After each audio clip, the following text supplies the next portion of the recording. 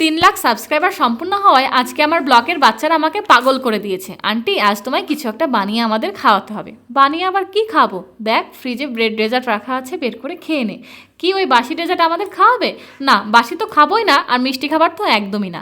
তাহলে কি খাবি তোরাই বল, আর তোরা তো 4-5 জন আছিস, কি বানালে ঝটপট হয়ে যাবে সেটাও বল। একজন বলে উঠলো, আন্টি আমার ঘরে না পুরো একটা প্যাকেট ব্রেড পড়ে আছে, ওটা দিয়ে কিছু বানাও না। আরেকজন বলে, এই তুই একা ব্রেড দিবি কেন, পরে আবার খোটা শোনাবি। আন্টি আমাদের কাছেও তোমায় কিছু নিতে হবে। না রে, তোদের কাউকে কিছু দিতে হবে না, আমি কিছু একটা করে দিচ্ছি। তারপর সবাই মিলে ভাবনা চিন্তা করা হলো ব্রেড পকোড়াই বানানো হবে, তবে একেবারে ভিন্ন স্টাইলে।